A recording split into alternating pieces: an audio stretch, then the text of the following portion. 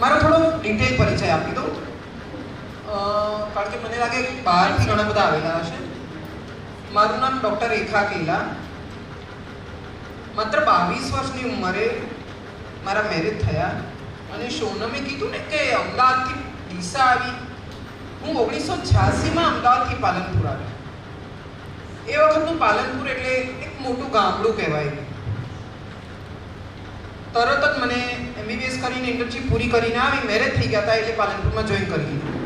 Diploma પીડિયાટ્રિકમાં admission લીધું હતું, પણ એવું કોઈ પુશઅપ નહોતું કે ના તું પીડિયાટ્રિક કરી નાખ. અહીંયા જોબ મળી ગઈ, જોઈન કરી લીધું. માત્ર સાડી જ પહેરવાની એવું કલ્ચર પાલનપુરનું હતું. સમાજનું તો હતું, પણ પાલનપુર ટાઉન પ્લેસનું પણ એવું કલ્ચર હતું, સાડી જ પહેરવાની. એવું કોઈ મારા સાસરી પક્ષ તરફથી એવો આગ્રહ નહોતો, પણ એવું કલ્ચર હતું. મેડિકલ ઓફિસર તરીકે જોઈન કર્યું. એ વખતે આટલા બધા પ્રાઇવેટ નહોતા એટલે ખૂબ કામ રહેતું, પુષ્કળ કામ કર્યું સળંગ 33 વર્ષ સુધી. એ દરમિયાન મેં બાળકો થયા, બાળકોને મોટા કરવાના, જોબ કરવાની અને ઘર ચલાવવાનું. એવું કોઈ સપોર્ટ પિયર સાસરામાંથી કોઈ સપોર્ટ નહીં, અને સપોર્ટ ઇન ધ સેન્સ કે એવું કોઈ નેગેટિવ નહીં, પણ મતલબ હું પ્રોફેશનલ છું તો એવી રીતે કોઈ સપોર્ટ નહીં. મારા બાળકોને પણ મેં મારી રીતે મોટા કર્યા અને બંને પક્ષે કોઈ ડૉક્ટર નહીં. દૂર દૂર સુધી અમારા ફેમિલીમાં કોઈ ડૉક્ટર નહીં, એટલે દરેક જગ્યાએ મારે દોડવાનું. છોકરું નાનું હોય તો એને મૂકીને દોડવાનું, હોસ્પિટલ જવાનું હોય, ઇમરજન્સી ડ્યુટીમાં કોઈ ઓપ્શન ના હોય કે તમે જાઓ ત્યારે જ તમારી આગળવાળા રિલીફ થાય, એટલે છોકરાને વોમિટિંગ થતી હોય તો એને છોડીને જતા રહેવું પડે. સાદું પણ 2019માં મારું પ્રમોશન આવ્યું. ક્લાસ 1 તરીકે ઊંઝા ગઈ, 3 વર્ષ ઊંઝા કામ કર્યું અને અત્યારે પાટણ જિલ્લાની સૌથી મોટી સરકારી હોસ્પિટલ સિદ્ધપુર, એમાં હું આખી હોસ્પિટલના વડા તરીકે કામ કરું છું. મારી પાસે લગભગ 200 થી 250નો સ્ટાફ છે, જેમાં ક્લાસ 1, 2, 3, 4 એટલે જે સર્જન, પીડિયાટ્રિશિયન, ફિઝિશિયન, ઓર્થોપેડિશિયન એ બધાની પાસે મારે કામ લેવાનું હોય છે. નર્સિંગ સ્ટાફ, ટેકનિકલ સ્ટાફ, પટાવાળા સુધી. તો અત્યારે મારી જોબને 38 વર્ષ પૂરા થઈ ગયા ફિલ્ડમાં અને 1.5 વર્ષ પછી હું રિટાયર થઈશ, એટલે લગભગ 40 વર્ષ પૂરા થશે. હવે કેરિયરની વાત કરીએ તો ઘણું બધું કહેવાઈ ગયું છે અને મને એવું લાગે છે કે હું કોઈને ક્રિટિસાઇઝ કરવા નથી માંગતી, પણ જે રૂરલ પ્લેસમાંથી જે આવે છે ને બહેનો, એટલું ઇઝી બી નથી હોતું પેરેન્ટ્સ માટે અને દીકરીઓ માટે. કારણ કે આપણે મોટા સિટીમાં ઉછર્યા હોઈએ કે કારણ કે મેં જિંદગીને બહુ નજીકથી જોઈ છે. મેં એવા લોકો સાથે કામ કર્યું છે. મેં હોસ્પિટલ, તમે તો ઘણા બધા લોકોને કહું કે બોપલમાં મારું ઘર છે, ત્યાં મારી સામે બહેન રહે છે.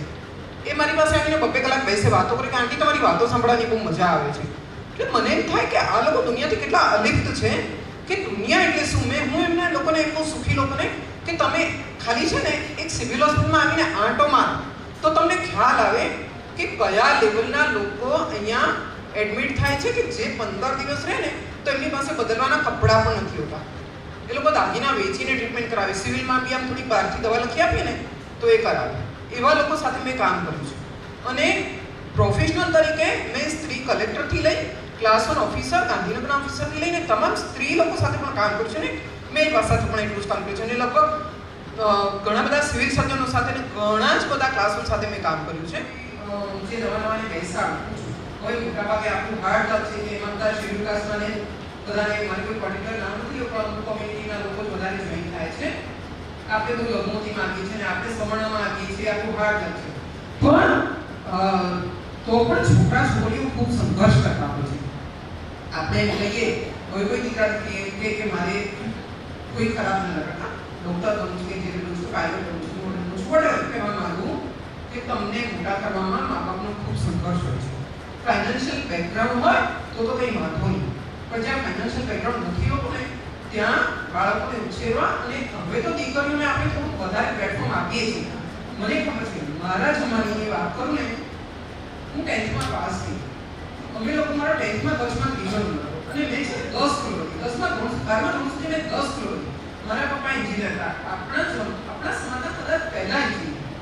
મારા પિયરનું બેકગ્રાઉન્ડ બહુ હાઈલી એજ્યુકેટેડ છે. તો ટેન્થમાંથી મારા પપ્પાની ટ્રાન્સફર થઈને અમે લોકો આવ્યા ગાંધીનગર. હવે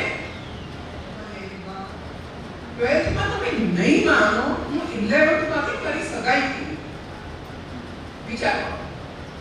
એના પછી મેં 12th કર્યું, MBBS કર્યું અને પીડિયાટ્રિકમાં એડમિશન મળ્યું તો પણ છોડી દીધું કારણ કે મારા મેરેજ થયા.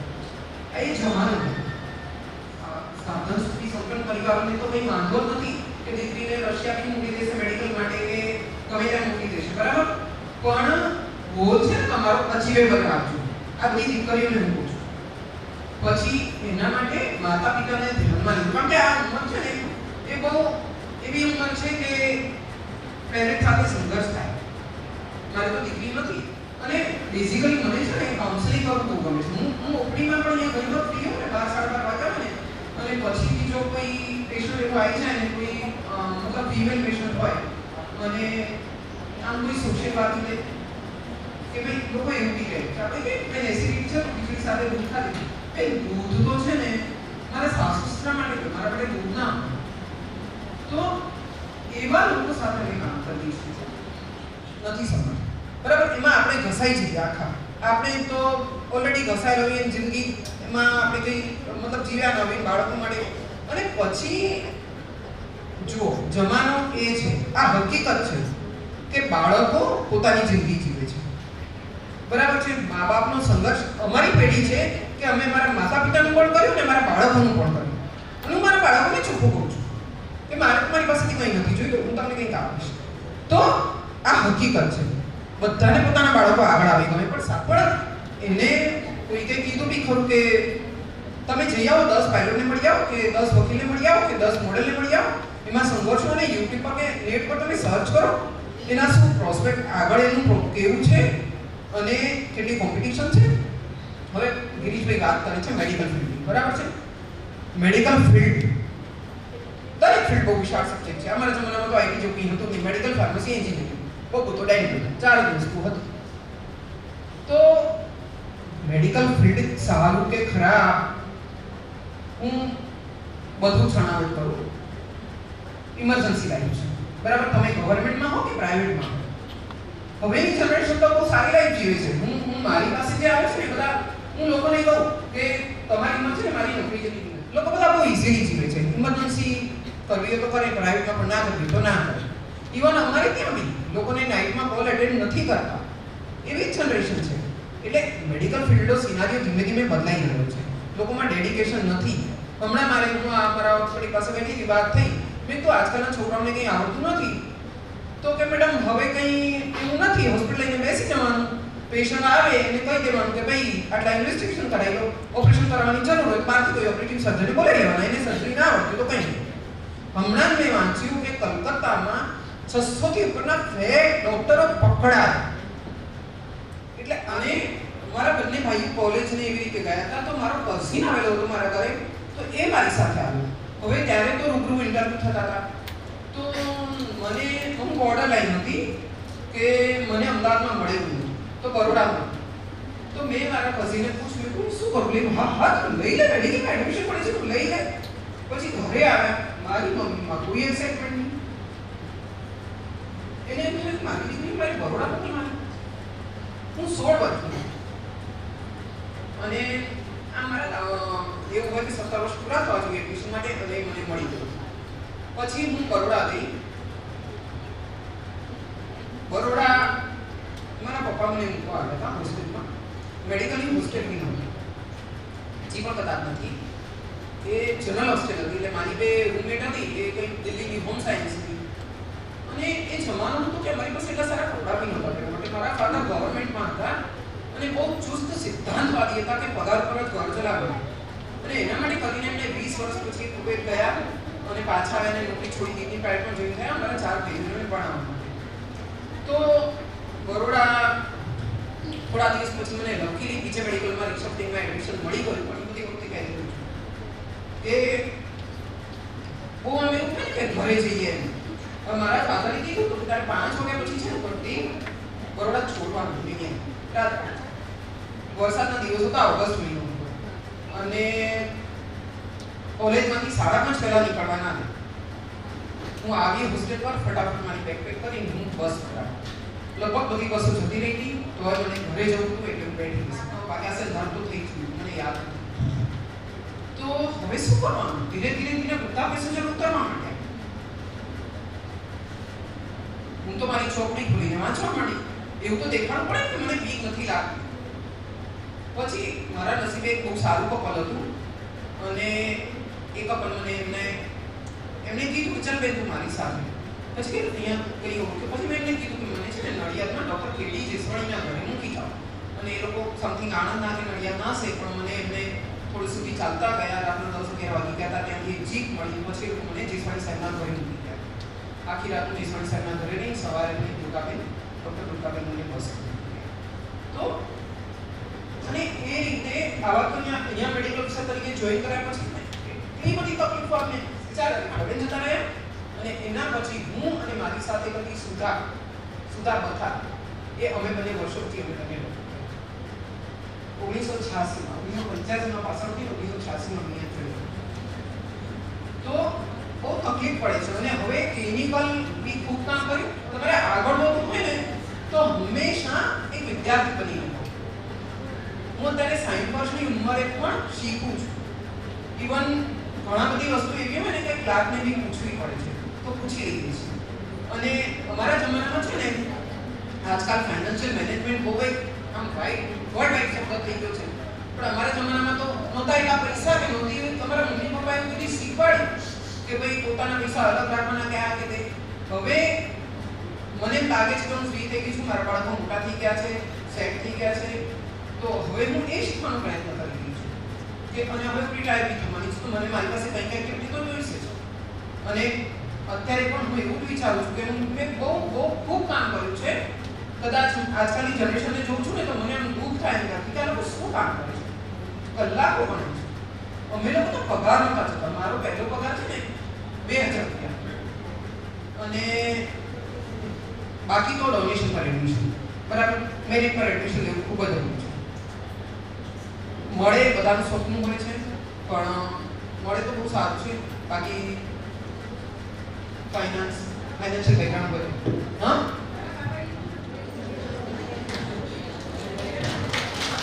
Thank you Meenaben. હવે આપણે આગળ વધતા વર્ષાબેન મહેશભાઈ મહેશ્વરી તો એમએસસી બીએડ ગણિતના વિષય સાથે કરેલ છે. ત્યારબાદ ડીફાર્મ પણ કર્યું. અત્યારે 12 વર્ષથી ધોરણ 8 થી 10ના ટ્યુશન ક્લાસીસ ચલાવી રહેલ છે. તો તેમના વિચારોને પણ જાણીએ. રેખાબેન પધારો. સોરી વર્ષાબેન. કે મોરબીથી પાલનપુર સુધી આવવાનું અને કઈ જાતનો પ્રોગ્રામ હશે બહુ આઈડિયા નહોતો પણ મને મોટિવેટ રેખાબેને કરી. અને બીજું તો હું એટલા માટે આવવા માટે રાજી થઈ કે મેં આ પ્રોગ્રામનું નામ ઉડાન સાંભળ્યું કે ઉડાન એટલે સપનાઓની ઉડાન. જે દરેક સ્ત્રીમાં એક સપનું હોય છે કે મારે કંઈક બનવું છે, મારે મારી કેરિયર બનાવવી છે, મારે એક ઉડાન કરવી છે.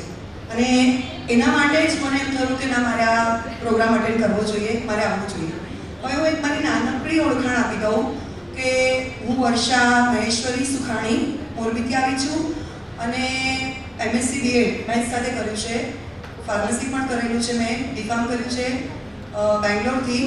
અને લગભગ છેલ્લા 12 વર્ષથી હું મારા personal coaching centre tuition classes ચલાવું છું.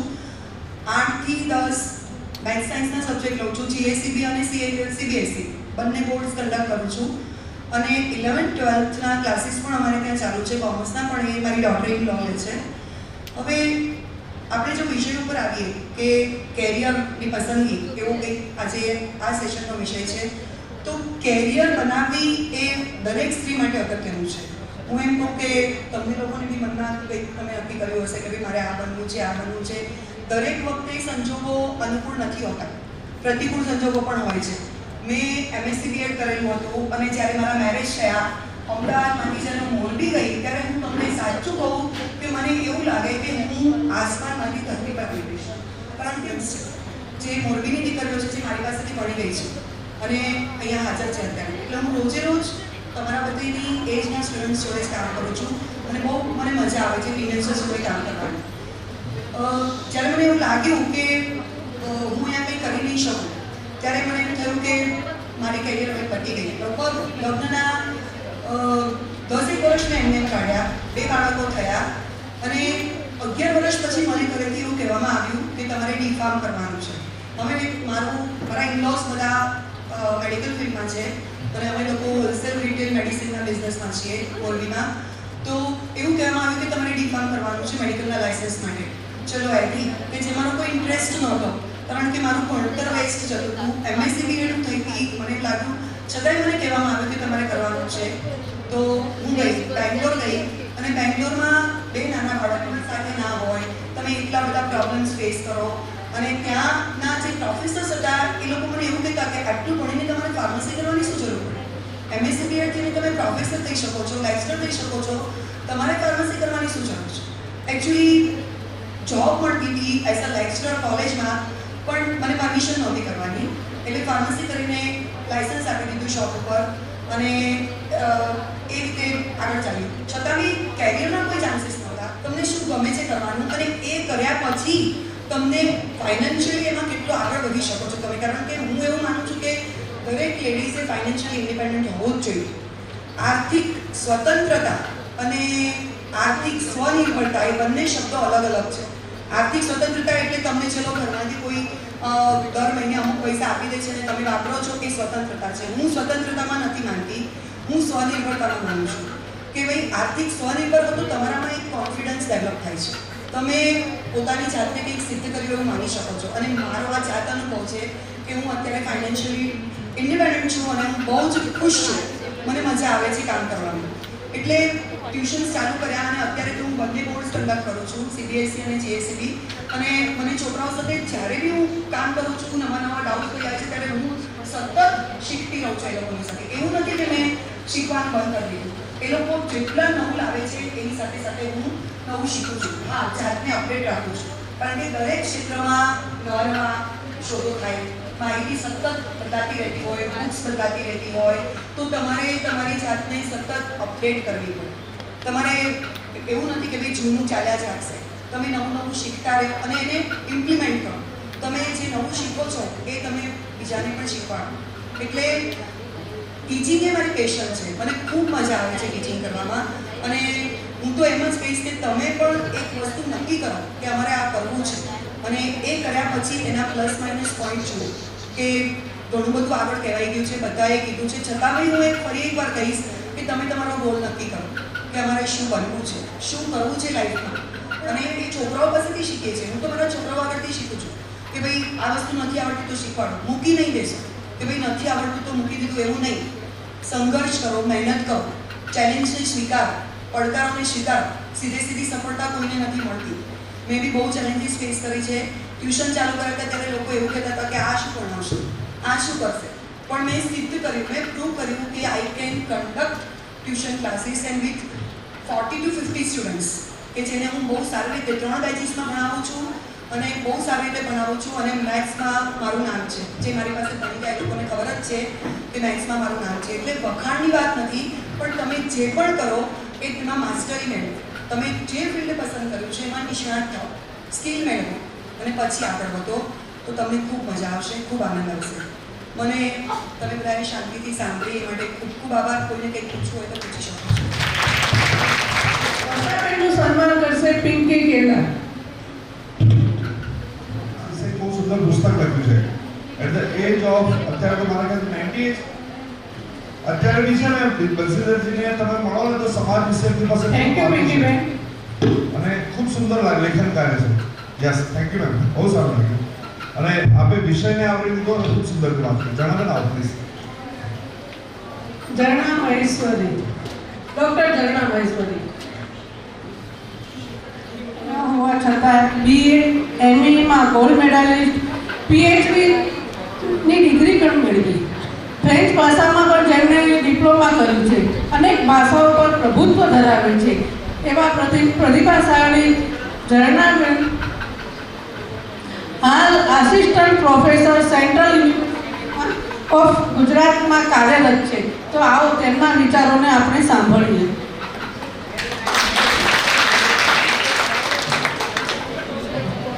મહેશ્વરી સમાજ પ્રમુખ ગિરીશ રાઠીજી, પાલનપુર મહિલા મંડળ, અહીં બેઠેલી charming wonderful ladies and young girls અને અહીં ઉપસ્થિત વર્કશોપના રિસોર્સ પર્સન્સ અને અધર સ્પીકર્સ, જય મહેશ. લંચ ટાઈમ નજીક છે તો મને ખબર છે કોઈ લાંબા ભાષણ સાંભળવામાં લોકો ઇન્ટરેસ્ટેડ નહીં હોય, અને મારે જે કહેવું છે મોટાભાગના પોઈન્ટ્સ કવર થઈ ગયા છે, તો હું બુલેટ પોઈન્ટ્સમાં ટ્રાય કરીશ કે મારે જે કહેવું છે બધા હું શોર્ટમાં કહું. અને કઈ લેંગ્વેજમાં વધુ કમ્ફર્ટેબલ છો, ગુજરાતી કે હિન્દી? ગુજરાતી? હા, હિન્દી. હિન્દી બોલે તો થોડી વધુ વાર લાગશે, ગુજરાતીમાં ફટાફટ પૂરું થશે. ઓકે, હા. હવે વાતની શરૂઆત એક નાનકડા એનેક્ડોટથી કરીશ, અને એ એનેક્ડોટ્સ સાથે ઘણા બધા રિલેટ કરી શકશો. હું એક સોશિયલ ગેધરિંગમાં ગઈ હતી અને ત્યાં એક વ્યક્તિને એવું પૂછવામાં આવ્યું કે તમને તમારા બાળકો ક્યારે પ્રાઉડ ફીલ કરાવે. એટલે એમનો જવાબ એવો હતો કે મારો દીકરો તો હવે સરસ સેટલ થઈ ગયો છે, he is earning a lot, he is making fortune, બસ હવે મારી દીકરીના લગ્ન થઈ જાય તો મને મારી દીકરી પ્રાઉડ કરાવશે. અને આ વાત એમણે એ સમયે કરેલી જ્યારે એની દીકરી એના કરિયરમાં ખૂબ આગળ હતી. એટલે જ્યારે છોકરીઓની વાત કે દીકરીની વાત આવે છે ત્યારે મા બાપ પોતે પણ દીકરી માટે સપના નથી જોતા, અને મા બાપ દીકરી માટે સપના નથી જોતા એટલે દીકરીઓ પોતે પણ પોતાના માટે સપના જોવાનું છોડી દે છે. રેખાબેનને પણ આગળ વાત કરી કે એમના despite getting excellent marks in 10th grade એમની સાથે કોઈ જવાવાળું નહોતું, કારણ કે દીકરીઓ માટે સપના બહુ નાના જોવામાં આવે છે. દીકરીઓને શેની માટે તૈયાર કરવામાં આવે છે કે ભાઈ મેરેજ માર્કેટમાં મારી છોકરી સૌથી આગળ રહે. Nothing wrong with that.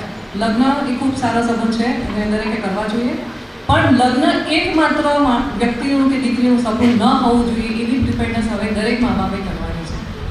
હવે મા બાપ દીકરી માટે ઊંચા સપના જોતા થશે તો દીકરીઓ પણ એમની માટે સપના ઊંચા જોતા થશે. અહીં યંગ છોકરીઓ છે, 30s છે, કદાચ યંગ મધર્સ પણ હશે. તો હવે જે લોકો 15 થી 25 યર્સ એજ ગ્રુપમાં છે એ લોકો પોતાની માટે મોટા સપના જોવાનું ચાલુ કરવાનું છે. સપના જોયા પછી બીજી વસ્તુ એ નક્કી કરવાની છે કે સપના જેન્ડર રિલેટેડ સપના ન હોવા જોઈએ. કે છોકરી છે એટલે ટીચર બની જાય તો સારું રહેશે, છોકરી છે એટલે તું ક્લર્ક બની જશે તો સારું થશે, કારણ કે તું તારા ફેમિલીને ધ્યાન આપી શકીશ. પણ છોકરી બાય નેચર કેરગીવર હોય છે સારી, ઇમોશનલ કોશન છોકરીઓમાં જેટલું ઊંચું હોય છે કદાચ બીજામાં નથી હોતું, છતાં પણ એ વસ્તુને ધ્યાનમાં રાખવી જરૂરી છે કે છોકરીઓ કેરગીવર બન્યા સાથે સાથે બીજા પણ રોલ એટલા જ સક્સેસફુલી ફૂલફિલ કરી શકે છે.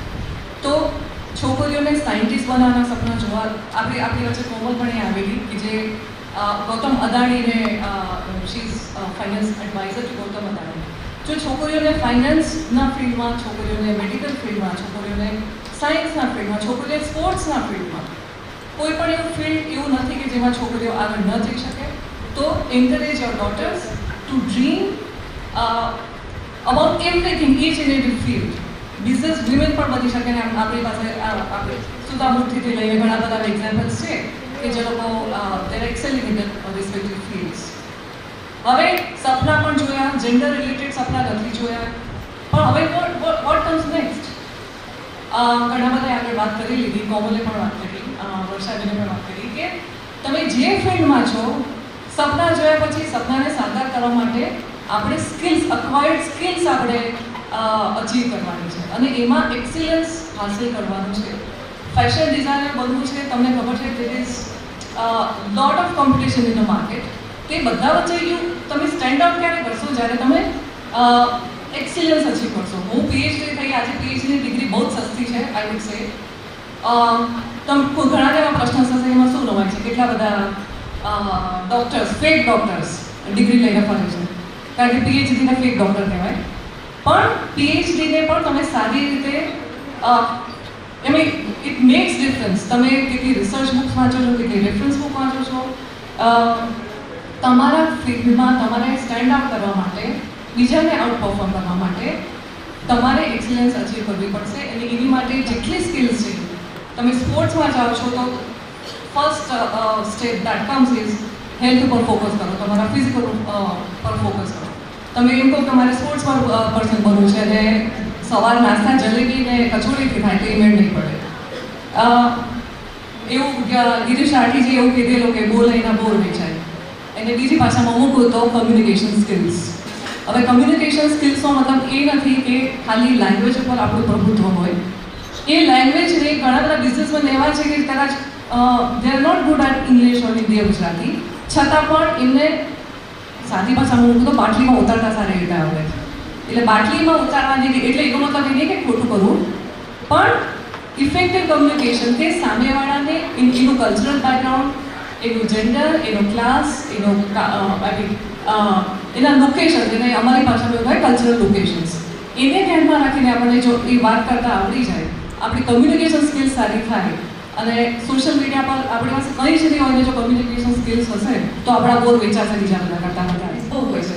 અને ખાસ કરીને આ સેશન જેન્ડર પર છે તો તમે જાણો છો કે જેન્ડરને રિલેટેડ પોતાની ચેલેન્જીસ છે. આગળ પણ વાત કરી ડૉક્ટર રેખા, વર્ષાબેન, કોમલ કે જ્યારે અને સોનમબેન, જ્યારે તમે આપણું પર્ટિક્યુલર જેન્ડર છે તો એની સાથેની ચેલેન્જીસ આપણને ખબર છે કે એ ચેલેન્જીસ કે વલ્નરેબિલિટીથી આપણે ડરવાની જરૂર નથી, પણ એ ચેલેન્જીસને એવી રીતે પાર પાડીએ કે એ આપણા રસ્તામાં ના આવે. ગિરીશ રાઠીજી પણ વાત કરી કે એક બાઉન્ડ્રી રાખવાની છે, કારણ કે જ્યારે છોકરી એના કરિયરમાં આગળ જાય ને તો એની માટે બહુ ઇઝીલી કહેવામાં આવે છે કે ક્યાંક આનું તોલા સર સાથે અફેર હતું એટલે કદાચ આટલે ઉપર પહોંચી ગઈ. અને આ કમેન્ટ છે ને મેક્સિમમ છોકરીઓ જ કરતી હોય છે. Rather coming from men, I heard women talking about all this. તો આપણી જે ચેલેન્જીસ છે, આઈ મીન સેક્સ્યુઅલ અસોલ્ટ પણ ના થાય, આપણી સાથે આવા ટેગ પણ ના લાગે અને આપણી બોલ્ડનેસ અને કોન્ફિડન્સ કોઈ જગ્યાએ ઓછો ના લાગે, એ રીતે આપણે જે તે ફિલ્ડ માટે આપણી જાતને તૈયાર કરવાની છે. હવે હું કદાચ તમે બધાને ખબર પડી ગઈ હશે કે આઈ એમ વિઝ્યુઅલી ઇમ્પેર્ડ વુમન. તો હવે જ્યારે જેન્ડર એક પોતે પણ એક માર્જિનલાઇઝ કેટેગરી ગણાય અને એમાં પણ ડિસેબલ્ડ એટલે ફર્ધર માર્જિનલાઇઝ કેટેગરી ગણાય. હવે અહીંયા ઘણી બધી યંગ વિમેન, યંગ મધર્સ છે, કદાચ એનું બાળક ડિસેબલ્ડ હોઈ શકે અને ડિસેબિલિટી વસ્તુ કેવી છે કે જે જન્મ સાથે ન પણ આવે તો એ અક્વાયર્ડ ડિસેબિલિટી થઈ શકે. મિનિંગ આપણે એક જ પગથિયું ડિસેબલ્ડ થવાથી દૂર છીએ. આજે સાજા છીએ અને આવતીકાલે એક્સિડન્ટમાં આપણો પગ તૂટી ગયો કે કંઈ પણ થયું તો લાઈફ ક્યારે અટકતી નથી. છોકરી બન્યા પછી પણ લાઈફ નથી અટકતી અને ડિસેબલ્ડ વુમન બન્યા પછી પણ લાઈફ અટકતી નથી. ઘણા બધા ટેગ લાગે છે, મને પણ બહુ પ્રશ્નો પૂછવામાં આવ્યા, તમે કેવી રીતે બાળકોને ભણાવશો? બોલવા માટે કંઈ મને લાગતું નથી આંખની જરૂર હોય. અને there is difference between sight and vision. તમારી પાસે વિઝન હોય અને સાઇટ ન હોય તો પણ માણસ ઘણું કરી શકે છે. આપણા સમાજની દીકરી પેરા ઓલિમ્પિક્સમાં મેડલ લઈને આવેલી, એ બહુ ગર્વની વાત હતી. કદાચ આજ સુધી આ લેવલ સુધી કદાચ આપણે એ વસ્તુને બહુ અંડર એસ્ટિમેટ કરી છે અને એને હજી પણ જેટલું રેકગ્નિશન મળવું જોઈએ હું માનું છું આપણે નથી આપી શક્યા. અને એ પણ એક બ્લાઇન્ડ છોકરી પેરા ઓલિમ્પિક્સમાં મેડલ લઈને આવી છે. તો એ દીકરીના સપના કદાચ બહુ ઊંચા હતા નોર્મલ સપના કરતાં, કે સ્પોર્ટ્સમાં જવું છે, છોકરી છે અને સ્પોર્ટ્સમાં જવું છે. તો તમે યંગ મધર છો, તમારું ડિસેબલ્ડ બાળક પણ હોય તો, અને તમે પોતે પણ ડિસેબલ્ડ, મને ખબર નથી અહીંયા બેઠેલા ગ્રુપમાં કોઈ ડિસેબલ્ડ છે કે નહીં, પણ ડિસેબિલિટીને લઈને પણ નાના સપના જોઈએ. હવે મારું છોકરી ડિસેબલ્ડ છે એટલે હવે શું કરવાની, હવે એના લગ્ન બી ક્યાં થવાના, હવે બસ એના ફેમિલી મેમ્બર્સ એને જીવાડી લે તો બહુ. એટલા નાના સપના તમારે પણ જોવાના નથી, તમારા બાળક પાસે પણ જોડાવાના નથી. નંબર ઓફ એક્ઝામ્પલ છે. આઈએએસ ઓફિસર આપણી ઇન્ડિયામાં, I mean, there are number of women candidates who I know કે લોકો આઈએએસ ઓફિસર છે, સ્ટેનફોર્ડ અને MIT-માંથી પણ ભણેલા છે. આસિસ્ટન્ટ પ્રોફેસરો કદાચ ઇન્ડિયામાં અત્યારે 200 થી 300 છે. સ્પોર્ટ્સમાં પણ આપણે જોયું કે પેરા ઓલિમ્પિક્સમાં આપણે ખાસ કરીને ગુજરાતમાંથી કેટલા લોકો એક્સેલ કર્યું. તો સ્કાય ઇઝ ધ લિમિટ. હા, હું ડિનાય નથી કરતી કે ડેફિનેટલી દેર આર ચેલેન્જીસ અને ખાસ કરીને ફિમેલ જેન્ડરને ચેલેન્જીસ વધારે છે, પણ એ ચેલેન્જીસને કે ચેલેન્જીસ છે એટલે હું નહીં કરું એવું માના કરતાં એ ચેલેન્જીસ કેવી રીતના પાર પાડીને હું કરું એની માટેની સાચી તૈયારી પહેલેથી કરશો તો કદાચ આપણો રસ્તો બહુ ઇઝી થઈ જશે. બહુ લાંબુ નહીં કરું. થેન્ક યુ મને સાંભળવા માટે અને મને અહીંયા બોલાવવા માટે. Thank you. ઝરણાબેનનું સ્વાગત સન્માન કરશે પિંકી રાઠી છે આગળ.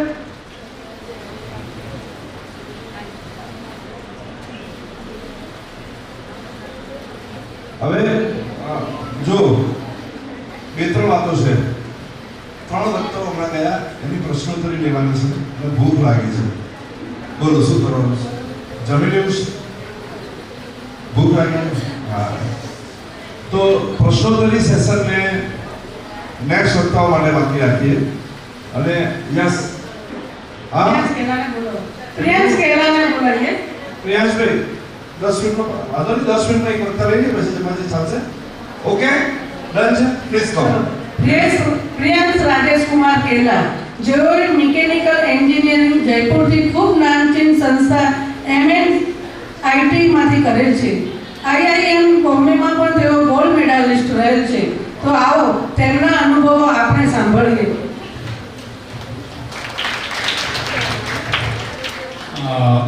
First of all, please applaud every female speaker that have passed here. એમના માટે તાળીઓ પાડી દેજો. આઈ એમ શ્યોર કે મારા કરતાં વધારે એ લોકો તમારા માટે ઇન્સ્પિરેશન હશે. સીઈંગ ધેમ એ લોકો તમને વધારે કોન્ફિડન્સ આપશે અને ઇન્સ્પિરેશન આપશે. તો little bit brief about my self કે મેં મારી સ્કૂલિંગ 10th 12th અહીંયા પાલનપુરથી જ કરી હતી. મેં 12th માં JEE આપી હતી અને JEE થ્રુ મને NIT જયપુરમાં એડમિશન મળ્યું હતું મેકેનિકલ એન્જિનિયરિંગમાં. મેં NIT જયપુરમાં BTech મેકેનિકલ કર્યું as a gold medallist of batch 2020 and after that મેં 1.5 વર્ષ રિલાયન્સમાં કામ કર્યું. પોસ્ટ દેટ મેં MBA કર્યું પોતાનું IIM મુંબઈમાંથી and her also I am the best topper of IIM Mumbai and now I am going to join ITC Limited in July only. So હું ખાલી 3 જ પોઈન્ટ બોલીશ specific. So first point is that ki never be shy of giving competitive exams. So બધી જગ્યાએ હવે બધા ફિલ્ડમાં competitive exams આવી ગઈ છે. I'm sure you guys are from higher secondary मतलब senior secondary.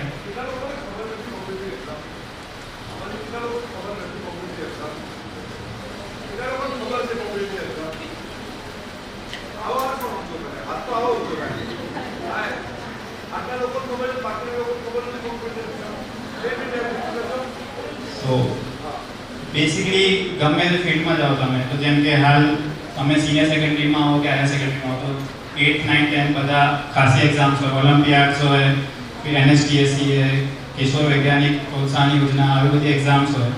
તો આ ખાલી 9, 10 સુધીની છે. એના પછી 11, 12માં જાઓ તો તમે નીટ છે, JEE એડવાન્સ મેઇન એડવાન્સ છે. બીજી બધી ફિલ્ડમાં જશો તો NLUs માટે લોની એક્ઝામ ક્લેટ છે. આવી બધી એક્ઝામ્સ છે કોમ્પિટિટિવ એક્ઝામ જેમાં લાખો લોકો બેસતા હોય એક જોડે. એના પછી ફર્ધર ગ્રેજ્યુએટ કર્યા પછી પોસ્ટ ગ્રેજ્યુએટ માટે તમારે નીટ આપવી પડે કાં તો કંઈ ગેટ આપવી પડે, કેટ આપવી પડે. તો આ બધા કોમ્પિટિટિવ એક્ઝામ્સમાં બેસવાથી શાય મત થાવ કરી. તમને ખબર છે કે આટલા લોકો મારા જોડે બેઠા જેમ કે JEE આપો તમે તો 10 લાખ લોકો એક જોડે એક્ઝામ આપે. તો તમે અફ્રેડ થઈને બેકઆઉટ કરી જશો કે આટલા બધા જણા આપે મારો નંબર ક્યાં આવશે, એમાં કે મારો રેન્ક કેટલો આવશે, તો તમે પહેલાથી ડરી ગયા છો. તો never be shy of giving any competitive exams. Even if you get fail, તમે એકવાર ફેલ થાવ તો વળી પાછી આપો. તો જેમ કે મેં આપી હતી, મેં ગેટ માસ્ટર માટે પીજી કર્યું હતું તો મેં ગેટ આપી હતી 2020માં. તો પહેલા વારમાં મારે ક્લિયર ના થઈ ગેટ તો મેં વળી પાછી જોબ જોડે તૈયારી કરી, જોબ પર જોડે જ આપી મેં ગેટ. એના સેકન્ડ વારમાં મારે ક્લિયર થઈ ગઈ ગેટ ને સારો રેન્ક આવ્યો તો મને એડમિશન મળી ગયું. સો if I would have baked out કે મેં પહેલી વારમાં કે નહીં આ થાય મારાથી ગેટ માર્ક પહેલી વારમાં ક્લિયર નહીં થયું, મારા માટે નથી આ, તો તમે વળી પાછું ટ્રાય નહીં કરી શકો એ વસ્તુ. તો ઓલવેઝ કોમ્પિટિટિવ એક્ઝામ માટે તૈયાર રહો. એ તમને 3 વસ્તુમાં હેલ્પ કરે. It helps you improve your problem solving ability. It helps you in the aptitude and it also helps you કે તમે લીડર બનો. તમે બધા સામે fearlessly fight કરી શકો. So always be ready to give competitive exams.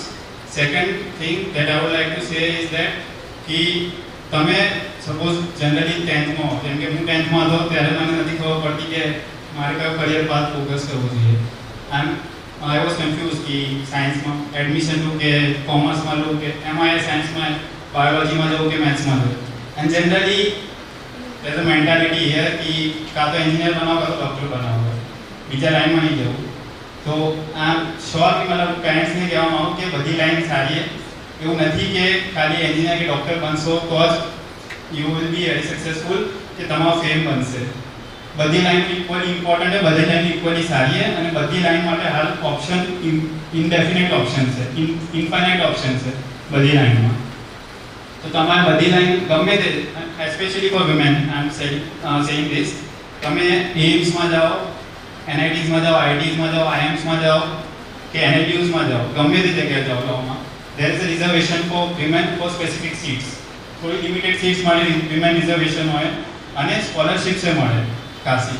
Just that you have to study with dedication and full effort. એકવાર તમે ડિસાઇડ કરી દીધું કે હા આ ફિલ્ડમાં મારે જવું છે તો તમારે કંઈ ડેડિકેશન પૂરું નાખવાનું, એમાં એફર્ટ આપવાના, ફેઝમાં તો વળી પાછું ટ્રાય કરવાનું.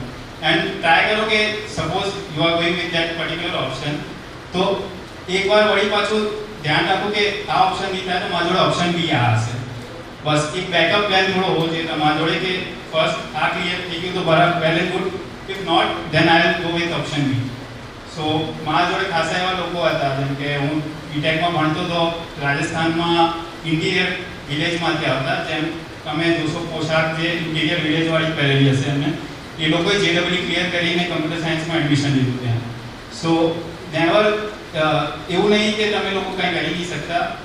એ મારા જોડે ભણતા હતા એમ્સમાં કે છત્તીસગઢના નક્સલ એરિયામાંથી આવે એને છત્તીસગઢમાં નક્સલ એરિયામાંથી મુંબઈ આવીને આઈએમમાં એડમિશન લીધું અને એને કમ્પ્લીટ કર્યું અને હવે હાલે જોબ કરે છે એ છોકરી, અને મુંબઈમાં કે બેંગ્લોરમાં જોબ કરે છે. તો ઇટ્સ નોટ ધેટ કે તમે લોકો શાયદ થઈ જાઓ, ગમે તે ફિલ્ડમાં જાઓ યુ વિલ એક્સેલ. બસ થોડું ડેડિકેશન રાખો ને એફર્ટ રાખો અને પ્લીઝ ડોન્ટ બી લિમિટેડ કે હા મારા ઘરની બાજુમાં રહેવું હોય કે ઘરની નજીક રહેવું હોય. Try and explore. Infinite opportunities છે બધી જગ્યાએ. મુંબઈ, પુણે, બેંગ્લોર, હૈદરાબાદ, મેગા સિટીઝમાં ઇન્ફાઇનાઇટ ઓપોર્ચ્યુનિટીઝ છે. And to the parents also, it's okay that you are concern about the safety of your child, but થોડા ઓપન થાઓ. World is more open and I am sure તમને લોકો આમને જવા દેશો તો એ લોકો એક્સેલ થશે આગળ. And last point that I would like to say is that કે બસ ખાલી ડિગ્રી લેવા ખાતર ડિગ્રી મત કરતા, કે જસ્ટ લિમિટ યોરસેલ્ફ કે હા મારું ગ્રેજ્યુએશન પતી ગયું, I am over with this, I am done with this. Try કરો કે મને જોબ મળે, ટ્રાય કરો કે હજી આના કરતાં વધારે હું કેવી ઇમ્પ્રૂવ કરી શકું, હજી આના કરતાં આગળ મારે શું કરવું. So I just quote an example. હું જ્યારે આઈએમમાં હતો એટલે MBA કરતો હતો ત્યારે મારા ફર્સ્ટ યરના એન્ડમાં ઇન્ટર્નશીપ હતી જમશેદપુરમાં ટાટા સ્ટીલમાં. So I met girl there. I am કોઈકોડના હતા, તો એમને એટલે she was Muslim and I am not generalizing thing, but generally મુસ્લિમ્સમાં એવું હોય કે થોડા રિઝર્વ હોય ફિમેલને લઈને. એ લોકો ઓપનલી જવા નહીં દેતા બહાર ભણવા કહેવા, but her family was supportive. Nonetheless એમને 2 વર્ષ જોબ કરી હતી પોતાના ગ્રેજ્યુએશન પછી, અને પછી 3 વર્ષ જોબ નથી કરી, એ ઘર સંભાળતા હતા. She had a child of daughter of about 3 years. તો એ બધું છોડીને આઈએમમાં એડમિશન લીધું એમને. એ ધારે તો એ ઘરે રહી શકતા હતા કે જોબ કન્ટિન્યુ કરી શકતા હતા પોતાની, પણ તોય એમને પોસ્ટ ગ્રેજ્યુએશન માટે પોતાની જોબ છોડી દીધી, ઘર સંભાળી છોડી દીધું અને કોઈકોડમાં એડમિશન લીધું. પછી જમશેદપુર આવ્યા, 2 મહિના ઇન્ટર્નશીપ કરી, વળી 1 સાલ પોતાની ડિગ્રી કમ્પ્લીટ કરી અને હાલે જોબ કરે ડેલોઇટમાં. So never limit yourself કે હા મારું ગ્રેજ્યુએશન પતી ગયું, I am done with this. Try કરો કે તમે જોબ ઓપોર્ચ્યુનિટીઝ વધારે મળે, તમે હાયર બેનિફિટ જો, પોતાનું ફાઇનાન્શિયલ ફ્રીડમ જો, આ બધી વસ્તુ જોશો તો it will be beneficial for you, your family and as a caste તો સમાજ આપણા માટે બહુ બેનિફિશિયલ હશે. So this are the 3 points that I would like to say, and in the end I would like to say that ki start, કોઈ પર્સને મને કીધું હતું કે start unknown and finish unforgettable. તો તમે ભલે અજ્ઞાત ચાલુ કરો, કામ એવું કરજો કે તો કોઈ ભૂલી ના શકે. Thank you so much for providing me this opportunity. Thank you પ્રિયાંશભાઈ. પ્રિયાંશભાઈનું આપણે સન્માન કરીશું. વિનીતા અને એમના મધર રેખાબેન. મધર પોતાના દીકરાનું સન્માન કરી રહ્યા છે. તાળીઓ ખૂબ પડવી જોઈએ.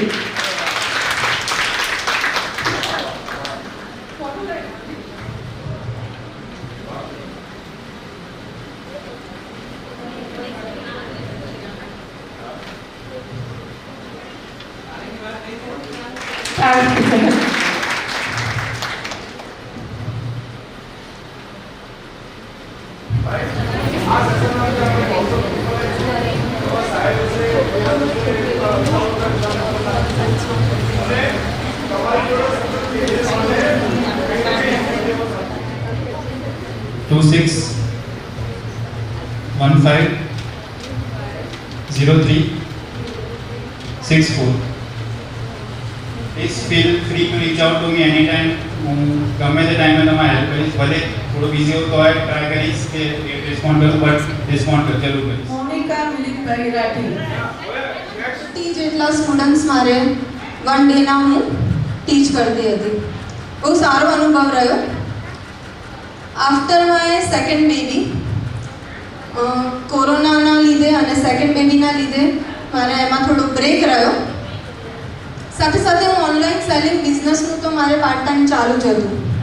એમાં પણ સારો એવો કોરોના ટાઈમમાં બહુ સારો એવો અનુભવ રહ્યો, કેમ કે એ ટાઈમમાં જનરલી લોકો ઓનલાઈન શોપિંગ વધારે પ્રિફર કરતા હતા. પણ આ બધાથી સેટિસ્ફેક્શન નહોતું. હજી કંઈ મોટું કરવું હતું લાઈફમાં. અને એમાં એક કહીએ કે એની ઓલું કહેવાય કે બીજ રોપવાનું કામ મીનુ દીદીએ એકવાર મહેશ્વરી મહિલા મંડળમાં એક્ઝિબિશન ઓર્ગેનાઇઝ કર્યું હતું, ઓનલી મહેશ્વરી લેડીઝ માટે. તો એ ટાઈમે બહુ સારો એવો અનુભવ મારો રહ્યો હતો. અને ત્યારથી ઓલું મનમાં કંઈ ને કંઈ હતું કે હું પણ આ ફિલ્ડમાં આગળ વધું. તો ધીરે ધીરે મેં એક જે લેડીઝો ઘરગથ્થું કામ કરે છે એ લોકોનો કોન્ટેક્ટ કર્યો, 10-12 લેડીઝ, અને એ લોકોને કન્વિન્સ કર્યા કે આપણે આવી રીતે કામ કરીએ. તો એમાં એક મેઇન એમ એ પણ હતો કે એ બધી લેડીઝોને પ્લેટફોર્મ મળે. એ લોકો ઘરેથી નાનો નાનો બિઝનેસ તો ચલાવતી જ હતી, પણ એમને કેવી રીતે વધારે સારું પ્લેટફોર્મ મળે કે એમના બિઝનેસને વધારે આગળ કેવી રીતે ચલાવી શકે. તો અમે નાનું એક એવું ફર્સ્ટ એક્ઝિબિશન ઓર્ગેનાઇઝ કર્યું, ઓનલી 12 લેડીઝ. 2 કલાકનું એક્ઝિબિશન હતું. જે લોકોના ઘરે થોડું ઘણું પ્રોડક્ટ્સ પડી હતી એવી રીતે લઈ સ્ટોલ લગાવી દીધા. ઓલમોસ્ટ 2 કલાકમાં અમે 12 લેડીઝોએ 1 લાખનો બિઝનેસ કર્યો હતો. તો અમને સારો એવો રિસ્પોન્સ મળ્યો, મોટિવેશન મળ્યું.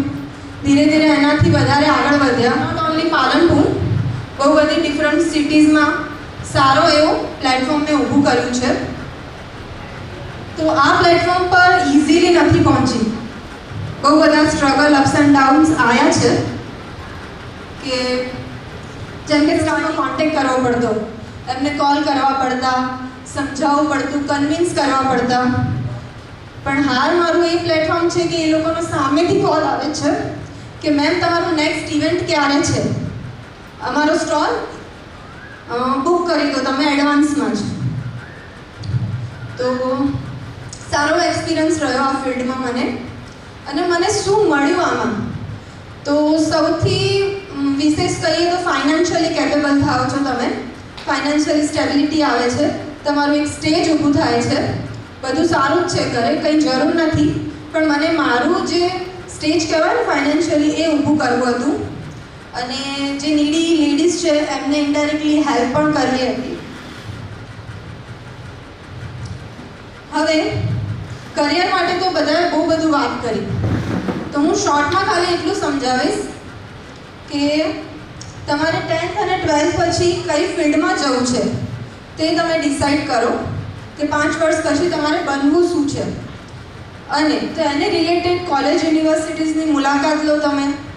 એને રિલેટેડ ઇન્ટર્નશીપ પણ તમે પર્સનલ પ્રાઇવેટમાં કરી શકો છો, એના સિનિયર્સને મળી શકો છો ત્યાં.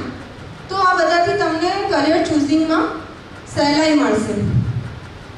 હવે અહીંયા બહુ બધી લેડીઝો હાઉસવાઈફ બેઠી છે, તો એમને ટાર્ગેટ કરીશું કે આફ્ટર મેરેજ આપણે એવું જ વિચારી લઈએ છીએ કે બસ મારું કામ શું છે, ઘર સાચવવાનું, છોકરાઓ સાચવવાના, પતિને સાચવવાનું, ના એટલું નથી. તમે તમારી જાતને તો ભૂલી જ જાઓ છો. સાચું કે નહીં? કેટલા એગ્રી છે મારી સાથે? આપણે મેરેજ કરીએ છીએ એટલે કોઈ ગેમ ઝોનમાં એન્ટર નથી થઈ જતા કે આપણે એક બાય એક લેવલ પાસ કરવાના છે અને એમાં જજીસ તરીકે આપણા ઇનલોસ કે જે આપણને કોઈ ક્રાઉન આપી દેશે, best daughter in law, best wife. આપણે એટલા બધા એમાં ખોવાઈ જઈએ છીએ ને, એટલું બધું એને સારું કરવા માટે કે આપણે આપણી જાતને ભૂલી જઈએ છીએ. છોકરાઓ તમે ગમે તેટલું કામ કરી લેશો, ગમે તેટલું પોતાની જાતને ઘસી નાખશો ને, પણ કોઈ ભારત રત્ન એવોર્ડ નથી મળવા.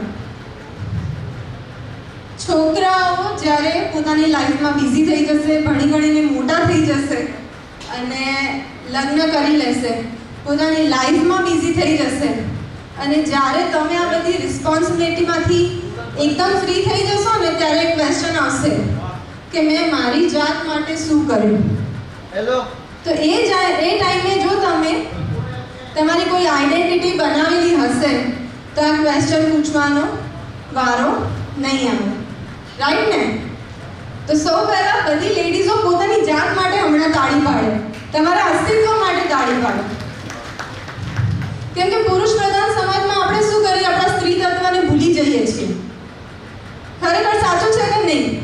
બસ મારા પતિને શું સારું જોઈએ, કયું શાક સારું બનાવું, મારા છોકરાને શું ભાવે. નહીં, સેક્રિફાઈસીસ થોડું કરવાનું છોડી દો. એટલે હું એમ નથી કહેતી કે બધાથી હાથ અદ્ધર કરી દો. હું પણ મેરિડ છું, હેપીલી મેરિડ છું, બધી રિસ્પોન્સિબિલિટી પૂરી કરીને અહીંયા આવી છું અને મારું કામ પણ એ રીતે કરું છું. એ પણ રિસ્પોન્સિબલ બનો અને સાથે સાથે કામ પણ કરો. તમારા ફ્રી ટાઈમનો સદુપયોગ કરો. જેમ કે તમે એવરીડે ન્યૂઝપેપર વાંચો, કરંટ અફેર્સથી તમે વાકેફ રહો, તમારી હોબીઝને આગળ વધારો, નવા નવા કાર્યો કરો, નવા નવા સોશિયલી લોકોને મળો, તો 100% તમે સક્સેસફુલ બનશો. તો બસ ફ્રી ટાઈમમાં બેસી ના રહો, તમે કંઈ ને કંઈ કરો તો ફાઇનાન્શિયલી તમે પણ તમારી ફેમિલીને હેલ્પ કરી શકશો, તમે પણ કેપેબલ થઈ શકશો અને સમાજમાં એક આગવી ઓળખ પણ તમારી ઊભી થશે. મોનિકાબેનનું સન્માન કરશે રિંકુ.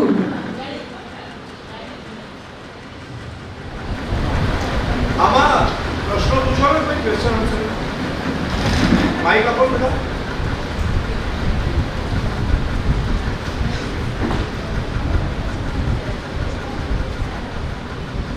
કોઈને કોઈ પણ ક્વેશ્ચન કરવો હોય તો પ્લીઝ પૂછી શકો છો. છે કે કંઈ નવું સ્ટાર્ટઅપ કરવું છે તમારે કંઈ પણ, તો પ્લીઝ કોન્ટેક્ટ કરજો, તમને 100% હેલ્પફુલ થઈશું.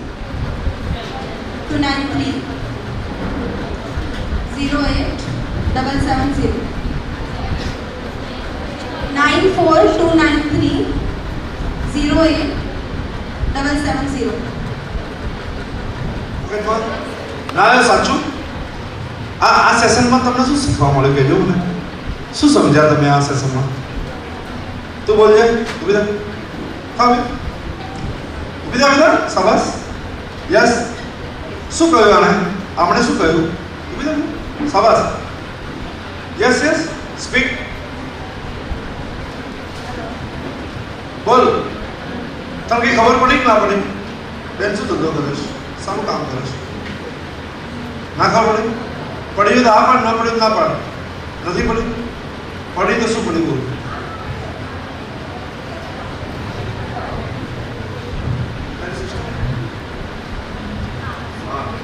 મીન્સ ઇન્ડિપેન્ડન્ટ થવું જોઈએ, પોતાના ફ્રી ટાઈમને યુઝફુલ કરવું જોઈએ. આપણે આમ કોઈના ઉપર ડિપેન્ડ ના થવું જોઈએ. આપણું નીકળી શકે, આપણે આમ વેલ્યુ રહેવી જોઈએ આપણી.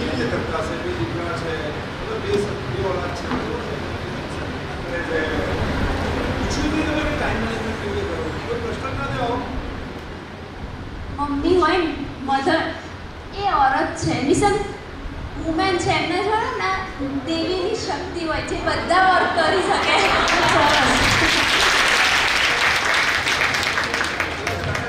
એને જ શું કહેવાય, મમ્મી, હાઉસવાઈફ, એ બધું કહેવાય. આપણે કોઈ દેવી શક્તિ નથી કે કોઈ દેવી નથી, બધા હ્યુમન્સ છે, બધા કેપેબલ છો. મેનેજમેન્ટ તમે કર્યું ને તમારા લાઈફ, ટાઈમ મેનેજમેન્ટ કેવી રીતે કરીશ? જે દિવસે તમે કામે જાઓ એ દિવસે તમે નારાયણ એ લોકોનો પૂરેપૂરો સપોર્ટ છે ત્યારે જ આ કામ કરી શકી છું. અને લેડીઝોને એક વાત કહીશ કે થોડી મેન્ટાલિટી બદલો. તમારી જે માનસિક અને શારીરિક જે શક્તિ છે ને એને સારી મીન્સ દિશામાં વાપરો. આપણે કયા ટોન્ટમાં રહી જઈએ, ટ્રોમામાં, સોશિયલ, જેમ કે ફલાણા દીકરા બહુ મને તો પગે ના પડી, એના ફંક્શનમાં ગઈ મને બોલાવી નહીં, બરાબર ને, અને ચોપડો કાઢીને બેસી. મેં તો 1001 આપ્યા હતા, એણે તો 751 જ લખાયા. પણ આંટી ખોટું એ વધારે મીન્સ લેડીઝને જ લાગે અને આમ એટલે એ જ કહું છું. લેડીઝને જ જોઈએ, લેડીઝને જ ગોસિપ કરવા જોઈએ એક પોઈન્ટ પર. અને ખોટું પણ લેડીઝને જ લાગી જાય જલ્દી. એમને થોડી લેડીઝ વાંકી તો એ બધું ગૌણ વાતો છોડી દો. તમારી માનસિક જે શક્તિ છે ને એને સાચી દિશામાં યુઝ કરો તો 100% સક્સેસફુલ બનશો, કંઈ કેપેબલ બનશો. આપણે ખોટી દિશામાં એનર્જી વેસ્ટ કરતા જઈએ. ફ્રી ટાઈમમાં મોબાઈલ લઈને બેસીએ છીએ બધા. બધાને ટાઈમ તો મળે જ છે એવું નથી, કેમ કે ઘરે બધાને કામવાળી જ છે, એટલા કેપેબલ છે બધા. બપોરનો ટાઈમ 3 થી 4 કલાક આપણી પાસે એવો હોય છે જ્યારે આપણે ફ્રી બેસીએ છીએ કે નહીં? છોકરાઓ ભણે છે, ક્યાં ભણે છે? કોચિંગ ક્લાસમાં જાય છે, ટ્યુશન્સમાં જાય છે. અને કોઈ પૂછે ને કે તમે શું કર, ના મને આખો દિવસ એટલું બધું કામ હોય છે કે હું ફ્રી જ નથી. મોબાઈલ, ઇન્સ્ટા, ફેસબુક ક્યાંથી આપણે ઊંચા એ ક્યાં ટાઈમ મળે આપણે? સાચી વાત છે. કરવું હોય તો બધું થાય છે, પણ કરવું નહીં હોતું કોઈક વખત. એ છે ને કે ટાઈમ મેનેજમેન્ટ, ટાઈમનો સદઉપયોગ કરતા શીખો.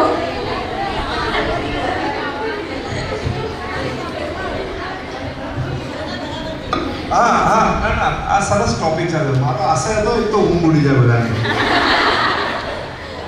એટલે બધાની ઊંઘ ઉડી જાય. સાહેબનું સેશન આવે છે હવે.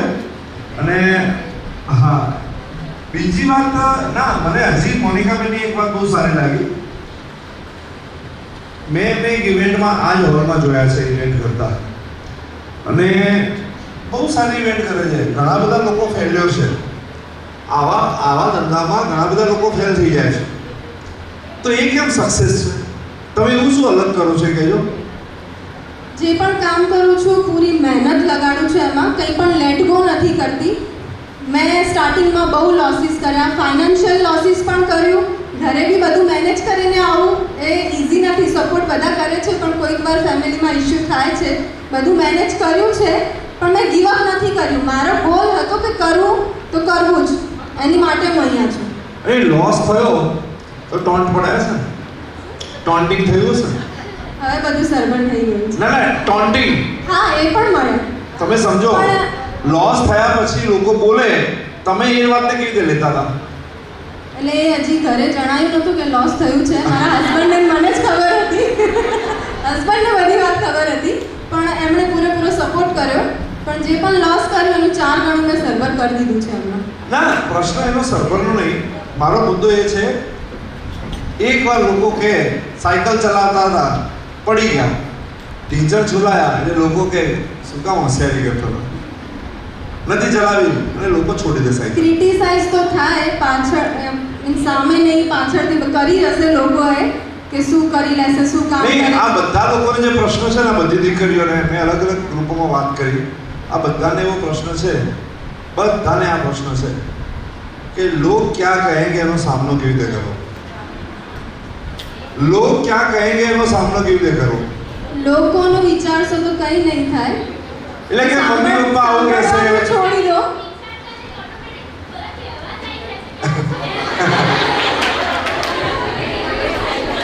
એ ટાઈમે થોડું કાન બંધ કરી દેવાનું, સાંભળવાનું નહીં. આપણે જે કરીએ એની પર કોન્સ્ટન્ટ રહો. હા, બીજા તો કોઈને પોતાના પેરેન્ટ્સ જ કહે કે તમે આવું કરશો તો શું અમને એને સમજાવશો, તમને કોઈ નહીં કહે. પેરેન્ટ્સને જો ટ્રસ્ટ હશે આપણા ઉપર કે ના કંઈ કરવા જઈ રહી છે, સારું કરશે, એનામાં કેપેબિલિટી છે, તો વાંધો નહીં આવે. અમે એવું જ કહીએ છીએ કે પેરેન્ટ્સ ટ્રસ્ટમાં લાવવાનું કામ તમારું છે, એ કેપેબિલિટી તમારામાં હોવી જોઈએ. અમને ટ્રાય તો કરવા દો તો અમે ટ્રસ્ટ આપી શકીશું તમને. એ ટ્રાય જ નહીં કરવા દેતા, અમને બે નહીં આપી, એક સાચી છે આ ખોટી છે. એકવાર પેરેન્ટ્સ માટે ડિબેટ કરીએ તો એમનું માઇન્ડસેટ ચેન્જ કરીએ તો કંઈ કામ થાય. તો ગિરીશભાઈને એ જ રિક્વેસ્ટ કરશું કે પેરેન્ટ્સ માટે પહેલા ડિબેટ કરે.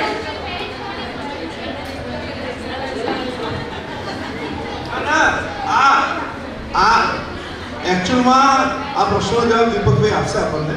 કારણ કે અમુક પ્રશ્નો એમના માટે રાખીએ કે પેરેન્ટ્સ દેખો એક વાત સમજી લો, એક વાત બહુ આ આખા સેશનમાં જે એક વાત બહાર આવી છે એવી હતી છે, અમારે તો કરવું છે પણ અમને લોકો નડી રહ્યા છે. લોકોમાં પેરેન્ટ હોઈ શકે, સર્કલ હોઈ શકે, સ્કૂલ હોઈ શકે, બધું નડી રહે છે. હું એમ કહું છું કે નડી તો તમે જ રહ્યા છો. નામ જેનું આપવું એનું આપો, છૂટ છે તમને. એનું કારણ કે તમે ઝઘડો નહીં કર્યો ને એ લેવલનો. તમે સમજો, તમે એ લેવલનો ઝઘડો જ નથી કર્યો પોતાની જાત જોડે. દેખો, એવું એક માણસ બતાવો, એવું એક વ્યક્તિ બતાવો કે જેણે પહેલો ધંધો કર્યો હોય અથવા તો પહેલું કામ કર્યું સફળ થયો. તમારી મમ્મીને પૂછો, તમે પહેલી વાર તમે ચા બનાવી સારી બની? નથી બની. હા કે ના? પહેલી વાર બધાએ જ્યારે ચા બનાવી ત્યારે સારી બની? નથી બની. મેં મારી વાઈફને પહેલી વાર ચા બનાવી એટલે નામ પડ્યું ધોવાણી, કે પેલું ચાની પત્તી ધોઈને બનાવી હોય ને એવી કઈ બનાવી તમે. એટલે હજી મને ચીડ આવે છે કે તમે તો ધોવાણી બનાવો, ચા નહીં બનાવતા. એટલે ચા, તમે મારો બેઝિક વાત સમજો. પણ છોડી તમે ચા બનાવવાની પછી, જો ચા બનાવવાની છોડી નહીં અને છેલ્લે તમે સારી ચા બનાવી, હા કે ના બનાવી, બસ જીવન બી આવું જ છે. આટલું સિમ્પલ છે. બોયઝને ખોટી વાત, રોંગ. ખોટી વાત. બોયઝને બીજો ચાન્સ નહીં, ખોટી વાત છે. તમારું વર્તન નક્કી કરે કે તમે કેવા છો, તમે કેવી રીતે વર્તો છો એના આધારે માન્યતાઓ બને. સમજી લો. આ પણ બધી દીકરીઓ છે જે સ્ટેજ ઉપર આવી. હમણાં કૃપાબેન આવશે, એ પણ દીકરી છે. સમજી લો, એમના મા બાપે ભરોસો કેમ કર્યો? કારણ કે નાનપણથી એ લોકો ભણવામાં ટકા લાવતી હતી. મને હમણાં ઘણી બધી દીકરીઓ ભેગી થઈ, એમણે કીધું કે એક વાત તો નક્કી થઈ ગઈ કે ભણવામાં ટકા લઈએ તો જીવન ઇઝી થઈ જાય. રાસ તો સાચી વાત છે. ભણવામાં ટકા લાવો તો બાપ બી એક્સ્ટ્રા તમારા પર કે આ દીકરીમાં ટકા લાવે ને તો એ પૂરા ઘણો ખર્ચો કરો. તેરીના વહેલા પરણાવરી અને એ ભણન મન લગે તો આવું કંઈક ના કે તો મન કોણ લગાડે? મને પાપા લગાડે, મમ્મી લગાડે. ભણવામાં મન કોણ? સ્કૂલમાં તારે પપ્પા મમ્મી આવે ને લડવા તને? હા બોલ. હું વાત દેખો, અચ્છા ચલો ડિગ્રી જસ્ટિફાઈ નથી કરતી તો ક્રિકેટ રમી લે, વોલીબોલ રમી લે. મારી ભત્રીજી અત્યારે વર્લ્ડમાં ત્રીજો નંબર આવી પેરા ઓલિમ્પિકમાં, ગોપી. એ આંખે દેખતી નથી, અત્યારે યુપીએસસીની એક્ઝામ આપે છે. બરોબર છે? ગુજરાત યુનિવર્સિટીમાં ટોપર આવી. તો તમે જો વાત તો કરો, નહીં તો આવવાની છે આજે. તમે જો વાત કરો એ મારે એને એપોઇન્ટમેન્ટ આપવી પડે. અરે મારે એને મળવું હોય તો એપોઇન્ટમેન્ટ લેવી પડે કે ગોપી કેટલા વાગે મળીશ બેટા? તો કાકા અડધો કલાક કે તમે ટાઈમ આપીશ. આ લેવલનું કમિટમેન્ટ જોઈએ યાર. પર્સનાલિટી તો તમારી છે ને યાર. શું વાત કરો તમે યાર? તમે કોને ઉલ્લુ બનાવો બધા? અમે અમારા દુઃખ કહીશું, તમે રોવા માંડશો. મારા દુઃખ સાંભળીને તમે રોશો. જીવનમાં એટલા દુઃખો છે બધાને. સો વોટ યાર. તમે સમજો, મને એક વાત સમજાવો. એવું ક્યારે બને કે તમારે અહીંથી દિલ્હી જવું છે, રસ્તામાં એક કે રોડ વાંકો નહીં હોય, બધા સીધા રોડ હશે? તો શું દરેક ટર્ન તમે દોડ્યા વળ્યા તમે? અરે વળા વ્યક્તિ ગાડીને તમે આસેલી પાડી હશે ને કે ના ધોમા ભમ ચલાવી હશે, ક્રોસ કરજો અને પછી બૂમો પાડો. It is your life. પડો ખાડામાં ના સુધરવું હતું, કોઈ થોડું તમને મદદ કરશે. તમારી લાઈફ છે, યુદ્ધ તમારું છે, બીજા ઉપર ના નાખશો. કરવું તમારે નથી, અને કરવું છે તો કરો. આ રિયલ, મેં તો રિયલ લાઈફ હીરો તમારી સામે મૂકી દીધા. આ બધા એવા હતા સંઘર્ષમાં. કોઈ એમ કીધું કે ના મારા બાપાએ મારા માટે બધું તૈયાર કર્યું? કોઈ એવું નહીં કીધું યાર. બધાએ કીધું કે આટલા બધા દુઃખ હતા. પેલા રેખાબેન તો એટલા બધા કહેતા હતા, આપણને એમ થયું આપણે રડી જઈએ. ખોટું ખરું? તો સ્વાભાવિક છે, બધાના જીવનમાં સંઘર્ષો છે. આ બેને હમણાં આખી સ્ટોરી કહે ને, હમણાં ટાઈમ નહીં, તો તમે હમણાં રડશો ના બેન રહેવા દો, આટલું તમારી સંભળાય નથી. એવું નહીં હોતું યાર. તમે સમજો, બેઝિકલી તમે સમજો. મને ચિંતા કેમ છે આ સેમિનારની, સમાજમાં જરૂરિયાત કેમ છે? વાતને સમજજો. આ સેમિનારની જરૂરિયાત કેમ છે? આ આપઘાતો થાય છે ને એટલે. આપઘાતો કેમ થાય છે? આ બધા જે ત્રણ હતા ને, ત્રણની વાઈફ છે કે શું કામ કરતી હતી? જો એમની ત્રણની વાઈફ જો કામ કરતી હોત ને તો આ ત્રણેય દીકરાઓ આપઘાત ના કર્યો. મારી વાત સમજાય છે? આ આપઘાત એટલા માટે કર્યો કારણ કે કોઈ સપોર્ટ નથી. આ બધાના કાકા મામા પૈસાદાર હતા. હમણાં ગઈકાલે જે છોકરાએ આપઘાત કર્યો ને એના તો સગા મતલબ કાકાના છોકરાઓ અબજોપતિ છે. 15-20 લાખ રૂપિયા માટે આપઘાત કર્યો, તમે સમજો. અને કેમ? વાત તમે બેઝિક સમજો. ભૌતિકતાવાદ ચરમસીમા ઉપર છે. બધાને બધું જોઈએ છે. કોરોનામાં મારું ઘર 8,000માં ચાલ્યું હતું. મારું ઘર 8,000માં ચાલ્યું હતું તો મને ખબર પડી કે બાકીના પૈસા તો ફાલતુ જ ખર્ચી ગયો. તો કોઈનું ઘર 8,000માં ચાલી જ જાય અને 8,000 તો કોઈ બી ના મળે. તો ઘર ચાલવાનો ખાવા પીવાનો તો પ્રશ્ન છે નહીં. પ્રશ્ન તો બાકીના લફડાનો છે. બાકીના બધાની વસ્તુઓનો તો તકલીફ છે ને. પિક્ચર જવું છે, મૂવી જોવું છે, આ કરવું છે, સાડી જોઈએ, ઢીકણું જોઈએ, કોચડું જોઈએ, ઘણું બધું જોઈએ, દાગીના જોઈએ. તો સંતોષ રાખો. સંતોષ રાખવો નથી. આળસુ માણસોએ સંતોષ રાખવો. જો તમે લેડીઝ તરીકે આળસુ છો તો પતિભાઈ કોઈ ડિમાન્ડ કરવી નહીં કે ભાઈ તું ટેન્શન ખવડાવી દીધી, આપણે લેડીઝ છે બધું. અને જો સંતોષ નથી તો મહેનત કરવાનું ચાલુ કરવું. ઉલ્લુ બનાવશો નહીં કોઈને. તમારી લાઈફ માટે તમે એકમાત્ર જવાબદાર છો. તમારી બેન, ભાઈ, કાકા, મામા કોઈ નહીં. મનુષ્ય અવતાર 84 લાખ યોનિઓ પછી મળે છે. આ પૃથ્વી પર આવ્યા છો, તમારો ફેરો ફોગટ જતો રહેશે. જો ધ્યાન નહીં રાખો તો જતો રહેશે ને ફેરો ફોગટ. Yes, next.